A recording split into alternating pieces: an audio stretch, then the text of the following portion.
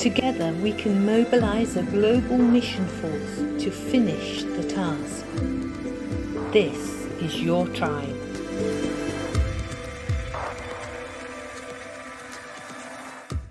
Ladies and gentlemen, welcome to our talk show. And the topic is, This is Our Tribe. If you get on our official website, and this is right there, it says, This is Our Tribe.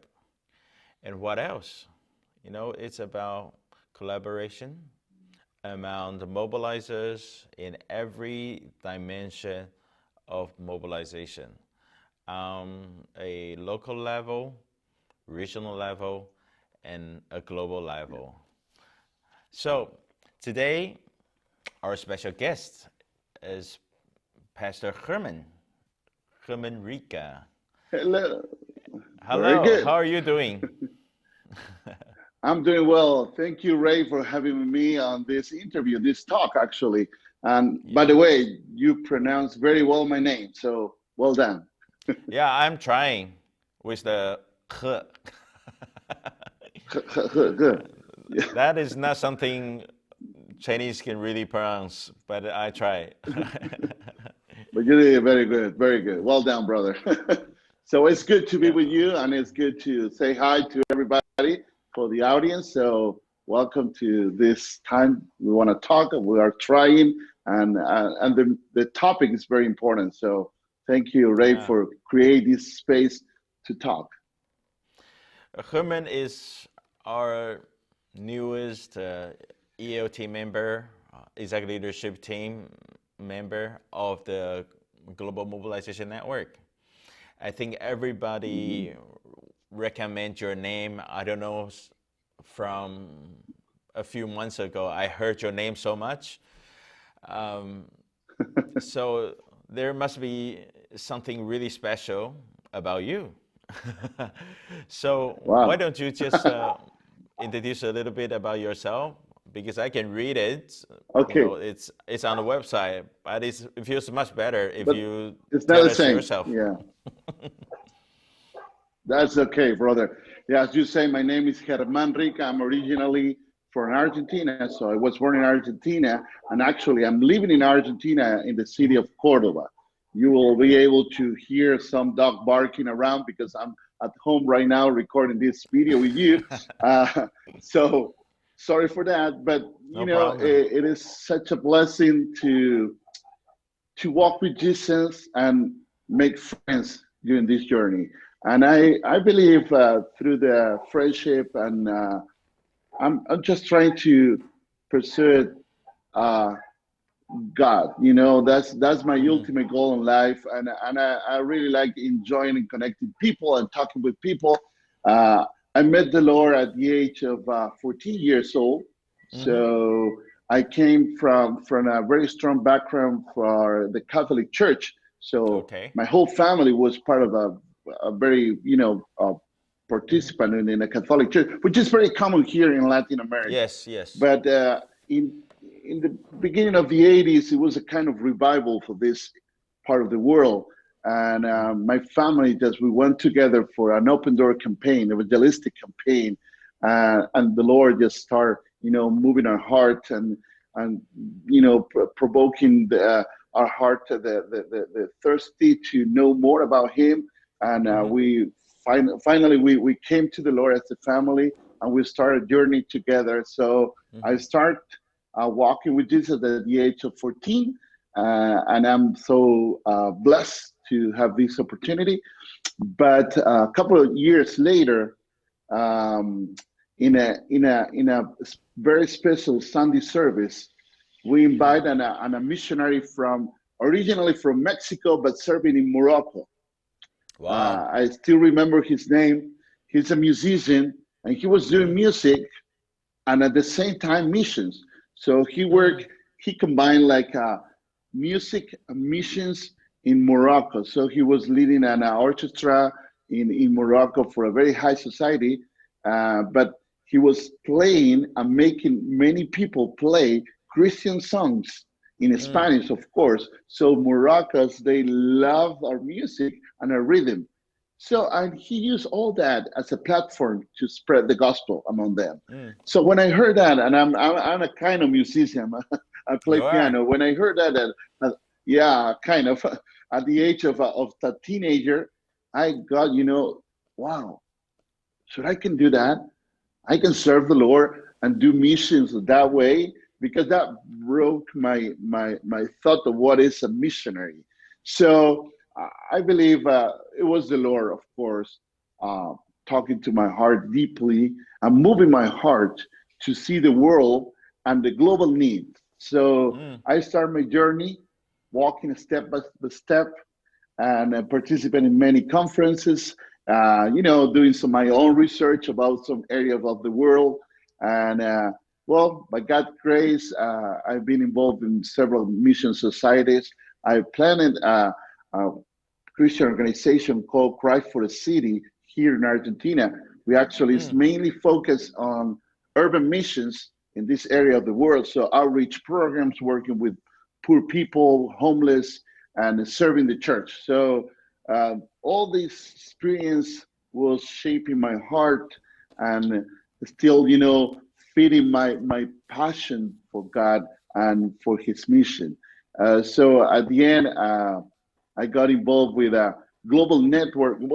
It's mainly in Latin America, so we call Iberoamerica, which means the whole countries which speak Spanish and Portuguese.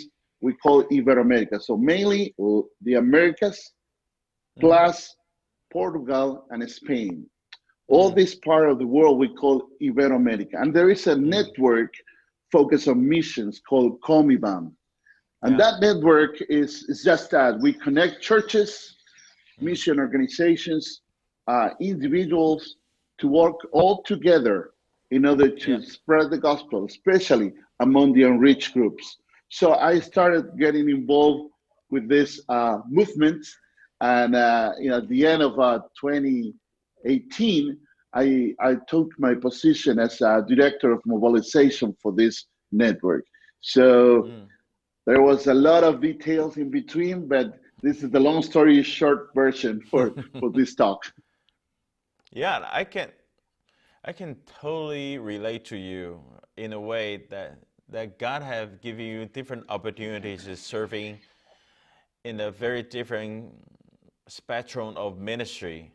Mm, Urban ministry, yeah, urban missions, sure. serving the poor, Yep. very practical, holistic missions, Mm, and also involved with yep. global movements and sending missionaries overseas, mobilizer. And I think these are all very different things because often, you know, You're right. church missions, individuals, seminaries sometimes have some kind of tension, but it feels like you're comfortable with that because you're being pastor in the church for more than 20 years, but you're also involved with missions. You know, Yeah. tell me a little bit about that. It, yeah. Well, that's the key actually. Hmm. For some reason, maybe somebody can explain more. What is the root of this kind of division among local missions and global missions? But Yeah. from the God perspective, it's just one mission. It's His mission. It will be locally and globally. But for some reason, there are some tensions between local church, mission organizations, urban ministries with overseas ministries, missionaries who are serving in a very farthest part of the world, with Hmm. missionaries serving in the cities. It looks like Yeah. we are fighting, but against one each other. But that's crazy. That's not true. So Hmm. I I really try, because I can tell them trying hardly to have a kingdom mindset. So Mm. it's not about my uh, kingdom or the global mission kingdom or the global mission or the local mission kingdom of the Mm. denomination kingdom of the local Territorial. church. This is my Yeah, people. Don't touch territorial. it. Don't touch it. Yeah, exactly. Come on, we are not Resource. This is owner my of resource. It's anything. not yours. I agree with you, my brother. I heard that several times. It's like Mhm. we think that we are owners, or we have some I don't know, some Mhm. ownership from people or from resources, and we are no owner from our own life, because our life is surrendered to him. So if I live this life, it's because I have a purpose, and the purpose is glorify God and make him known globally. Again, the dogs are barking on the background. I'm sorry for that. It No looks like problem. something is happening outside, but again, going back to the topic, this is Mhm. very important, my brother. This is very Mhm. important. We think that we have some rights Mhm. because I've been serving in this ministry, or I founded this ministry, so I'm the owner of this church. I'm the owner of these people because I led the people to the Lord. Come on, Mhm. we own nothing. We Okay. are here to live for Him. Let me ask you this. Tell me a little bit about your church. How do you pastor, Okay. ordinary churchgoers that global mission is very important, but also we need to love our neighbor.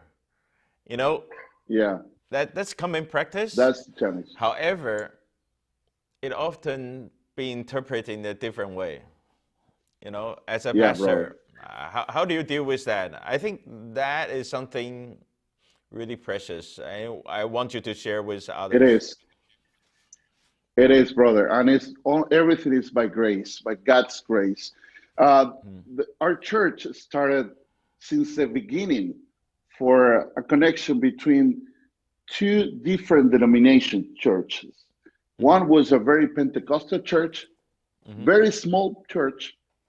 When the pastor had an issue, he left the church, and the church was without any pastor. It was just 20 people in a Mm-hmm. very south part of our city. On the other hand, we had a Baptist church with a building where the church have serious issues, moral issues with one of the leaders, and people left the church, and it was just 2 or 3 people living and serving in that church, pretty small church. So those choose community, Christian community, called to my dad. My dad, Ruben Ricca, my father, and he was serving those churches in several occasions, situations. So they called in and say, "Can you help us? Because we don't have pastors." And the other one had the same situation. So we gather these two groups. We are talking about 25 people, just to Mm-hmm. pray and seek God, trying to understand what is next. So at the end of a couple of months, only just praying and seeking His voice, um, Mm-hmm. we realized that we have to merge both small groups in one new church. Mm. But one of the values since the beginning, it was missions. At that moment, we only think the mission was global missions. So we start embracing the idea, and the name of a church is La Gracia de Cristo. So grace of Christ is the name in English. But at the beginning, we tried to put in the logo a globe. So we will focusing on the global mission, global needs. But when we started walking on that journey, we start seeing needs around us. Mm. And God was talking different people from our church to start some kind of initiative reaching poor people. We start giving some offering for global ministries, but at the same time we were seeing this need, and then we start just trying to put a hand for our local people, our neighbor. On the other hand, be very intentional. Our offerings are just reaching the farthest part of our mission, Latinos missionary are living and serving. So Mm. we start developing this step by step. And I can tell you, it wasn't only part of the leadership. God brought people with a heart for local people, for neighbor, for very shanty towns, serving shanty towns to build a house for people who are homeless, or God brought the people, but at the same time, God started bringing people with a heart for North Africa, heart for India, and from other parts. So we learn all this step by step. Again, we were very sensitive to God's voice. Sometimes we realized that we were like focusing too much in global missions, and then we make a pause and say, no, that's not okay. We have to create a balance. This is more healthy worldview. It's local and global. So we were developing that, and again, we urge young people to study, to connect, and to, again, we are at the end of May. We want to have a hybrid virtual gathering among an Indonesian church youth group with a local church here in Argentina. We will gather online and we will try to talk about cultures, talking about needs. So we are trying to create bridge, local church with local church in another farthest part of the world, and at the same time talking about God's mission. At the same time, we're still working with a neighbor. So God is good, brother. God is bringing all these ideas, and I'm moving our heart to do that. But it's a never-ending learning process. Yes. Let me ask you about this. 50 years ago, if you're talking about the face of missionaries, we'll probably think about American, Westerner, coming to our country, trying to save the world, building clinics, hospitals, schools. But nowadays, the gravity of Christianity has shifted to the so-called majority world. Missionaries are coming from the Philippines, coming from Korea, from Latin America, from China, from everywhere else. Everywhere. Yeah. So, did you see that in Argentina as well? Yeah, sure. I can tell you maybe more than 15 years ago, when we talk about missionaries, we were talking about Western people. And we were so blessed by many missionaries from the United States, from the United Kingdom, in this part of the world. A huge blessing. And of course, when you are a missionary, you carry your own bag. I'm not talking about clothes or furniture or something like that. I'm talking about your culture. And our Christian culture, our baggage was touched by that culture too. So it's been years of process of learning how to identify kingdom culture, not only Christian culture, because there is a slight difference being a Christian, especially for this part of the world. Many people 15 years ago, when you talk about Christians, if you're a Protestant church or Baptist church or Assembly of God church, they say, "Oh, you are alive because you receive funds from the U.S. That's why you are," and that was totally wrong. But people believe that you are coming to Christ because you will get a salary from an international organization. That was a misunderstanding from non-Christian. But for Christians, there were some Christians trying to take advantage of a missionary from Western world. So it was a long process to learn and understand what is the kingdom culture. And for this day, we have a bunch of Latinos missionaries spread around the globe, serving the church, serving God, and serving among the unreached groups. But during this process of learning, we got sometimes that we start believing, okay, this is the end of Western missionaries. So now is the time for Latinos, because we are more relational. We know to adjust ourselves in a very uncomfortable place because we came from very poor countries. So we don't need Western missionaries. We only The world only needs Latinos. This is our time.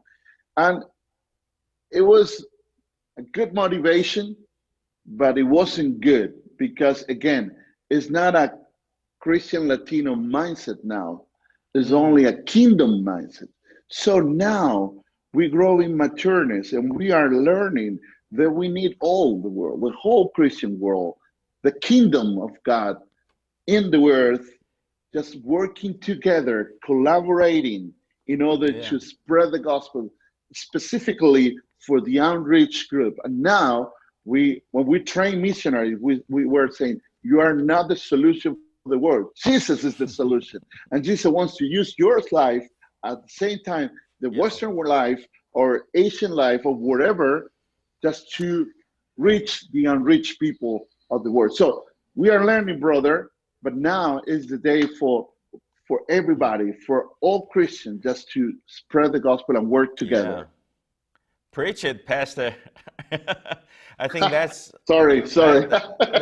That's something really so crucial, and I think that's a blind spot because we always take pride about ourselves, and because we are, we're capable of doing things. We are more established in many ways, and so probably this is our turn. However, we need to know the mutual respect is very important, and collaboration, working with one another. And coming back to Global Mobilization Network, and I just want to read the statement of our mission. Global Mobilization Network is to exist as a catalytic network to facilitate communities among mobilizers through communication, collaboration, and cooperation. I think I love it. Yeah. These are just so well said because collaboration, communication, and cooperation. That means we're interdependent. We're inclusive instead of exclusive. That's yours, that's mine. I think that's the beauty of it. Yeah, brother. I totally agree with you, brother. Yeah. No, go let ahead, me ask please. you one last question. Excuse me. From your experience, what are the biggest obstacles, or probably I can say gaps, for collaboration? Is it because language, culture, denomination? I don't know. What do you see? Yeah, sure. I think you mentioned two different things. One is obstacles, another one is our gaps. And I with you with that because language barrier can be, of course, language could be an obstacle. Lack of cultural learning or cultural intelligence could be an obstacle. Well, we can overcome all these obstacles only by training, by learning, of course, and language and all that. But there are some gaps that need to be filled. And I really believe, brother, one of the biggest challenges we are facing right now is the institutional, not only church, I'm talking about institutional, corporative, organizational mindset. Who knows, just wants to be owner of their network, or we want to go for a kind of collaboration, but I have an agenda behind the scene, I have a hidden agenda. So I want to just be in this network because I want to take these resources for my own very calculated organization. Yeah, very calculated. And that's so sad, my brother, because that's not Jesus' Christ-like. That wasn't like Jesus did. He offered himself, and I think we need to learn more. And even one of the things that I'm talking here in Latin America is we have to learn. When we talk about mobilization, we think about programs, we think about videos, media, good speech to talk, to touch the heart of people, touch emotions, or being good on whatever. But when we talk about mobilization, we need to talk about to make disciple, because mobilization, from my perspective, is discipleship. I mobilize people by disciples that people in order to embrace their calling. But I will be with them walking together and learning together, because I'm not an expert, I'm learning, I'm a learner. But of course, we can work together, that person can be a missionary or whatever the Lord has called this person to be. So there is obstacles and there are gaps. But one of the biggest obstacles is still the culture of the church as an institution, as an organization, as an structure, a very hard structure, that non-flexible. So we have to, but one of the things that can fill the gap, and I'm finished this part, my idea, I hope you can get an idea. In order to fill the gap, we have to be friends. So friendship fill the gap. Because let me draw this in. I'm a executive director for a very big organization, mission organization. I have several responsibilities, duties, and I'm working. I have goals and everything. I have the board talking to me and asking for reports, and I'm just trying to do myself the best I can, working with my human resource people and everything. So when somebody invite me to be part of a network, I say, "Oh, no, I'm super busy." But somebody from one of your advice say, "Okay, you can go to that network because we want to get this benefit from that." Okay, I'll go with that. But I'm coming with my wrong motivation. Yeah. But what about if I develop friendship as executive director with another person, let's say Ray, and we start getting friends, and very close friends, and then you invite me to be part of the network that you are serving. And because of friendship, this friendship filled the gap, and I will be motivated to be with you in that network. Of course, I have some duties, but at the same time, the friendship is moving me to be part of any effort that we can work together and create together in order to collaborate and serve the church, and as we said, to reach the unreached groups of the world. So friendship, it could be one of the ways to fill the gap. I don't know if it makes sense what I'm trying to say. And I'm not an English speaker, I'm learning. Lord have mercy on us. I think the beauty of it is really relational. I think Latinos, Chinese, Arabs, we share something in common. We're really relational. Sometimes you really need to build up that kind of a trust, and then there's a business talk. Always dealing with issues on a dinner table. We share with common interests and ideas, and then things go smoothly after that. Thank you very much. Thank you for your time. I think I really appreciate your talk. My pleasure, brother. I can talk with you a whole day. Unfortunately, we only have a very short period of time. I can talk with you. Let's do that next time. Let me just finish with this. Yeah, brother. What will be a great topic if I invite you to come to my church to preach on missions or mission mobilization. Mission mobilizations. Right. You know, if Well, you that's a good question, come to brother. my church, and I will be your translator, okay? Okay, good. But what kind of your messages that you want to share with my congregation? And it's universal, it's kingdom culture, Yeah, and it's on your kingdom heart. culture for sure.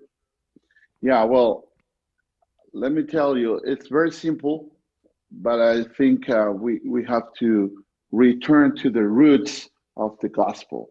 So, discipleship, working together, being a local church with a global relevance. That's our topic that I really like to talk and share. And of course, there is a lot of cultural intelligence, how to learn from our culture and for other culture in order to seek kingdom culture. So that's our topic that we can just talk and share. And of course, I will be more than happy to be with you and your family, your church, and spend some time. That will be such a blessing for me. But again, I think we need we all need us. So we have to work together. The only way to accomplish the task that we have in front of us is working together. I know you heard this many times, several times, but I think this is the time to start doing it. Not only saying or teaching about it, just start creating the path in order to we can collaborate together. Let's think and dream about that.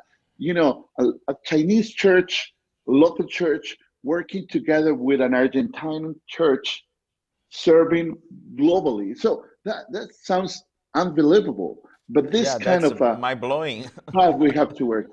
Yeah, exactly. It's a mind blowing. But that's the way that we can work together because we need you and you need it. You need us. So we definitely have to work together and we have to learn how to do it.